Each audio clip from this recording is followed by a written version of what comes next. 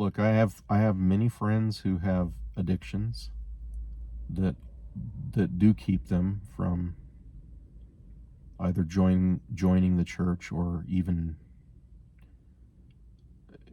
even being interested in investigating the church, because the lifestyle is so demanding. And I feel you. I see you. I feel you now more than ever, because the sugar sobriety thing has been such a big deal. They said the three things you should never discuss in polite company are religion, politics, and Wagner. Richard Wagner, back when Wagner was controversial. You're always gonna make enemies if you discuss any of those three things, unfortunately. And I don't want to make enemies. I want to make friends. I want to be friends. We all deal with something. We're all dealing with an addiction or a behavior that we'd like to change. So I see you, I feel you. We're all in this journey together, and I think we're all going to triumph in the end, with or without any discussion of religion or politics or the arts. But I'm always up for a discussion on any of those things. I do not take offense to differing opinions.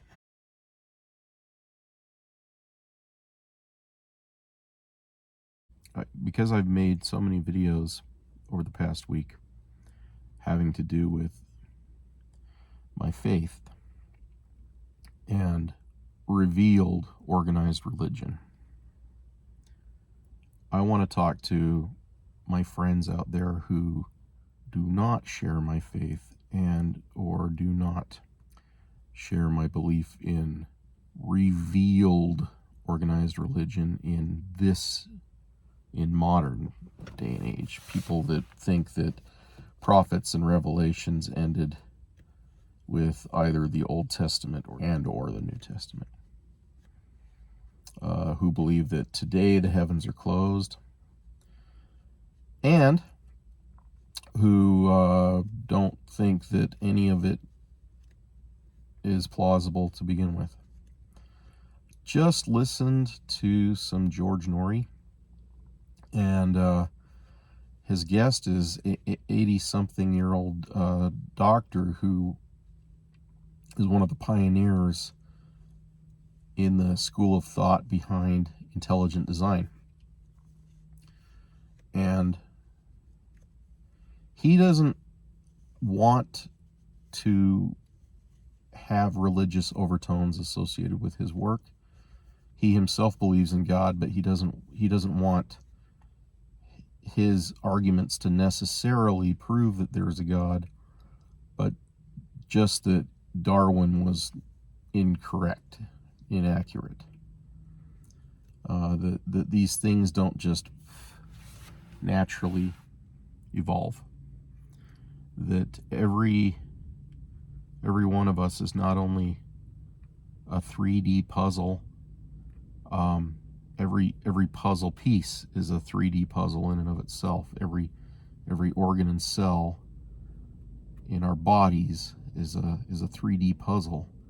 And if you went into if you were from another time and you happened to come across the Mount Rushmore, would you assume that was just an evolved rock formation, or would you assume there was intelligent design?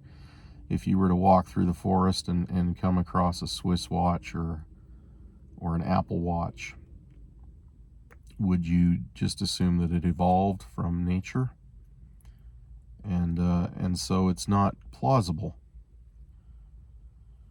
And then at the same time, Norrie was talking to a guy who wants to, we're still waiting for the government to disclose information about UFOs. I'm listening with half my brain, so maybe I heard it wrong, but somebody disclosed the idea that there's a federation of planets that we are not yet capable of joining. We're not technologically there yet, or we're not, as a species, we're not advanced enough. We're not mature enough.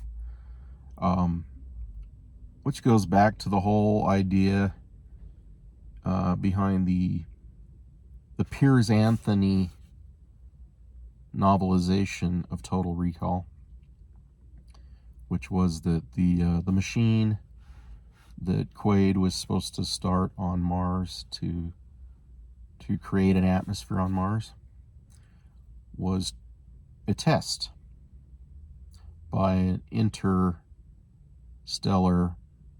or even intergalactic community of advanced beings, a parliament, an intergalactic parliament, or something like that.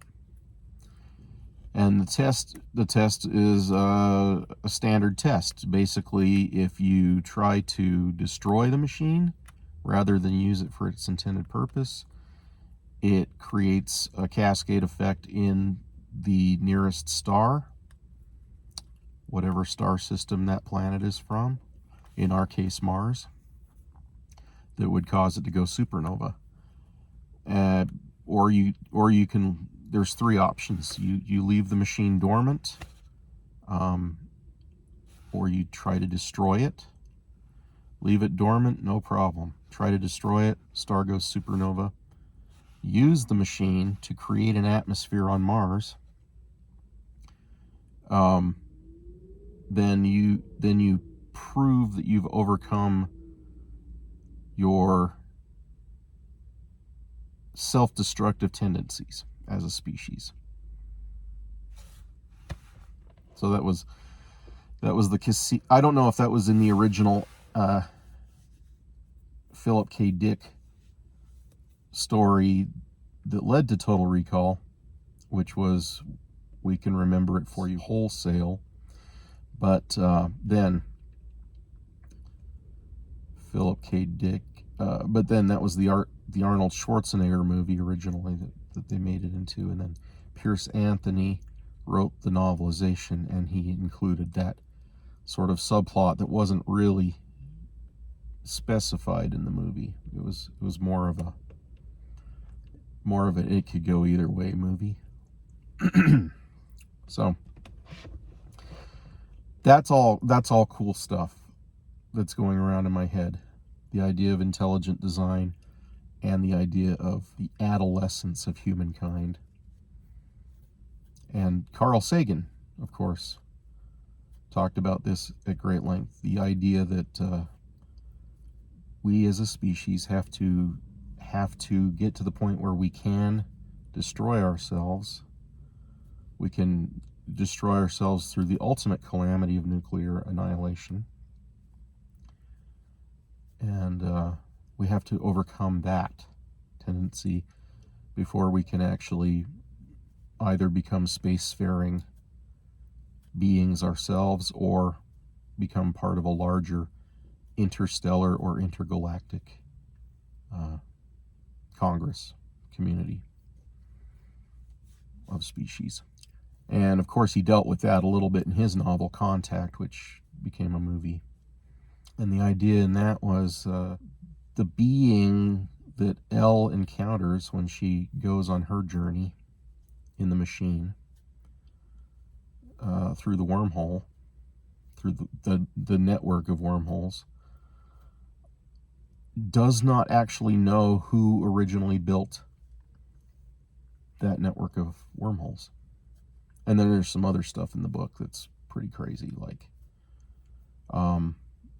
they went far enough into pi, enough digits into pi, that they found that there were some anomalies that had to have been inserted there by intelligent designers. And mind-blowing stuff, cool stuff. So, what do I believe? I believe that there is higher intelligence I believe that for people that believe in God and or in Jesus Christ, well, I also wanted to talk about addiction, but let me just say this: there is room at my table. There is room always at my table for anyone, whether you believe in God or not, because I came to the point in my life at one point where for me it was the restored gospel and church of Jesus Christ or nothing. Full on nihilism. No, nothing after this life. And I have developed a third option since then, which is that there is intelligent design, but the designer doesn't necessarily have a plan for us. So, in other words, there is a God, but the God that designed us and built us didn't necessarily have a plan for us and doesn't require us to worship.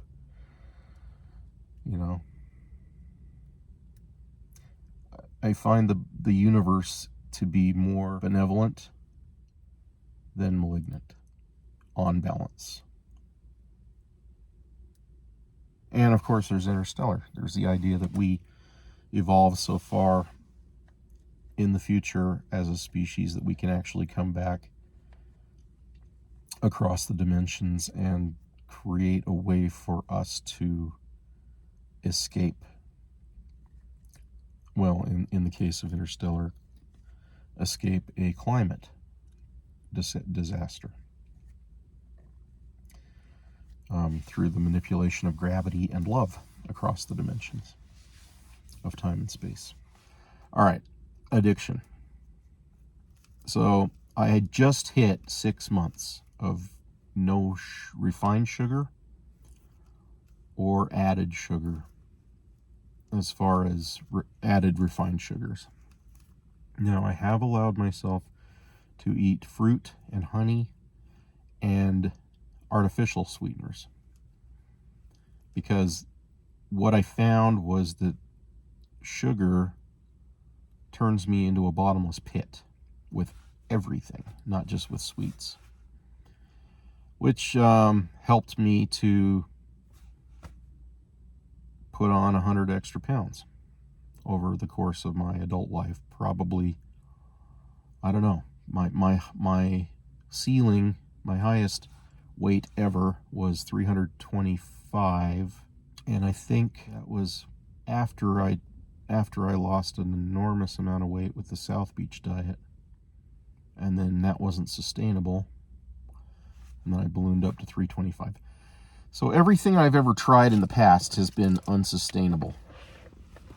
I've had great success with South Beach, with just walking, with quitting soda and only drinking water, with keto, and with intermittent fasting. So each of these things, or combinations of one or more of these things, have given me success in the past. But I've never recognized the addictive power of sugar in my life, ever, before. Now, having gone to Overeaters Anonymous and sugar sobriety for 6 months, I mean, I'm going to have to go to a meeting and get my 6-month token now. By the way, earning those tokens has been an incredible motivator for me, as silly as that seems. Now, if I ever fall off the wagon, the zero sugar wagon, and I will still know that I have the power to not binge, even though I'll want to badly. I'll have the power to get back on the wagon, and I'll have to reset my my sobriety counter to day one again, but my abstinence will continue. I think that was what it was. And the last thought, the last element that's been driving me in all of this is the big book of AA, the end of chapter 9, talks about a guy who was trying to overcome his alcoholism, and he also smoked and drank coffee. And his wife thought that these were bad vices too, so she got on his case about that. But he,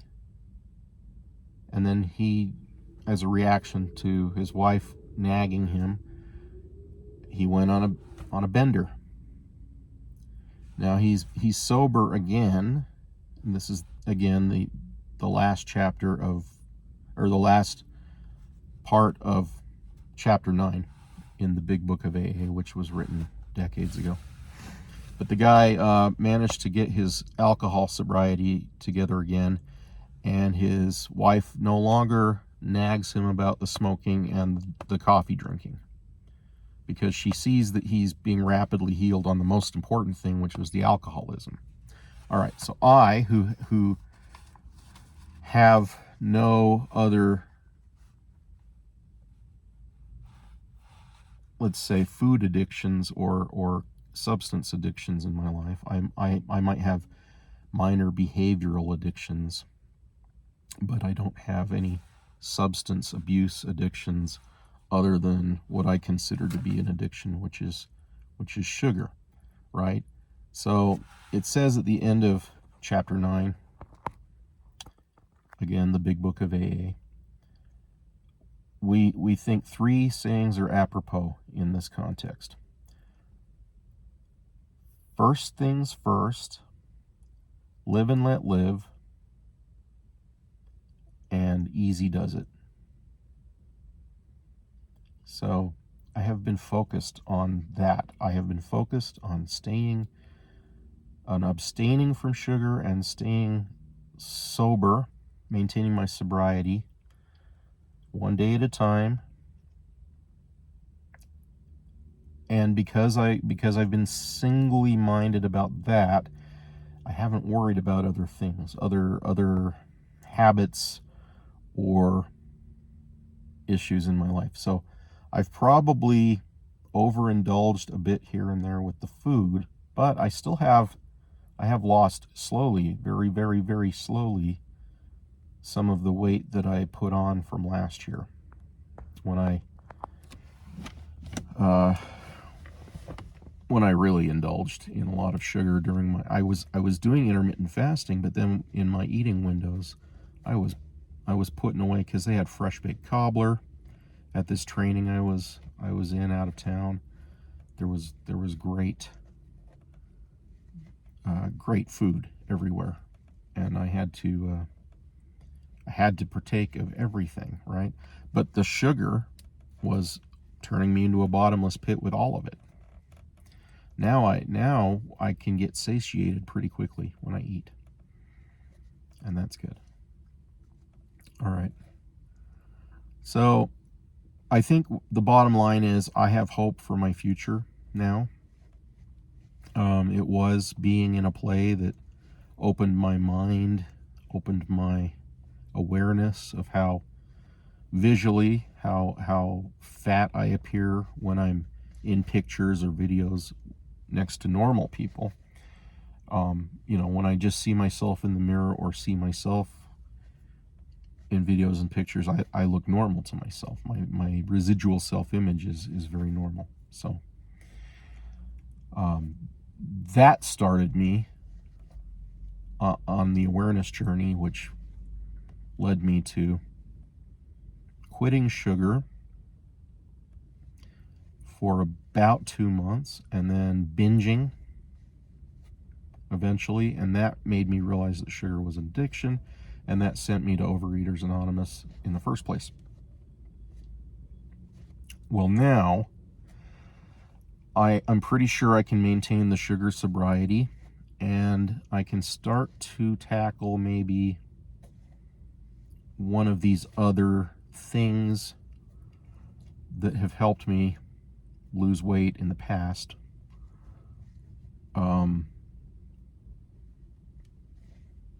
But now it'll be more sustainable because I don't have sugar to trigger the bottomless pit effect.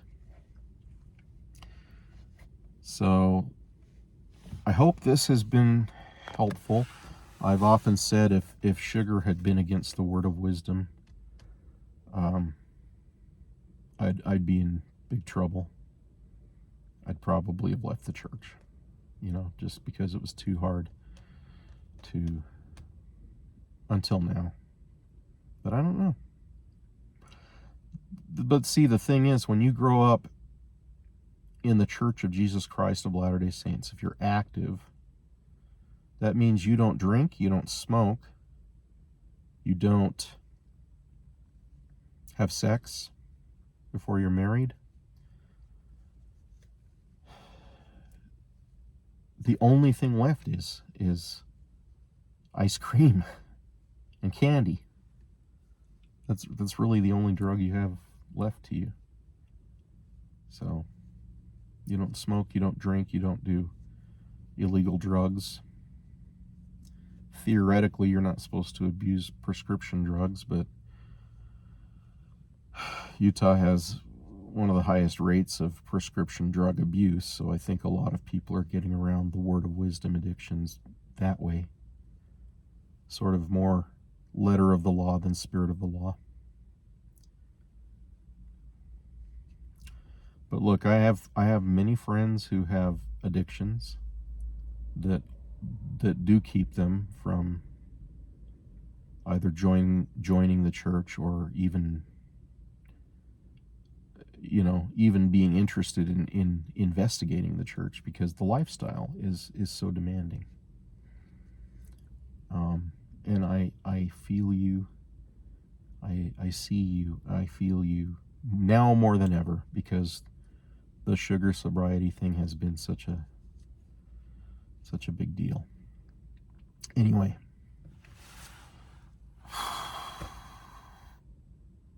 that is hopefully something that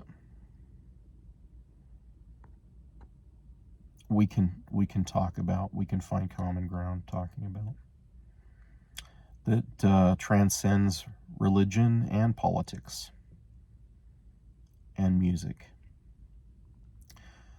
They said the three things you should never discuss in polite company are religion, politics, and Wagner. Richard Wagner. Back when Wagner was controversial. And we'll just say music or the arts, the entertainment. You're always gonna make enemies if you discuss any of those three things, unfortunately. And I don't want to make enemies. I want to make friends. I want to be friends. So let's discuss something universal, that we all deal with something. We're all dealing with an addiction or a behavior that we'd like to change. So I see you, I feel you. We're all in this journey together, and I think we're all going to triumph in the end, with or without any discussion of religion or politics or the arts. But I'm always up for a discussion on any of those things. I do not take offense to differing opinions. All right. Live long and prosper.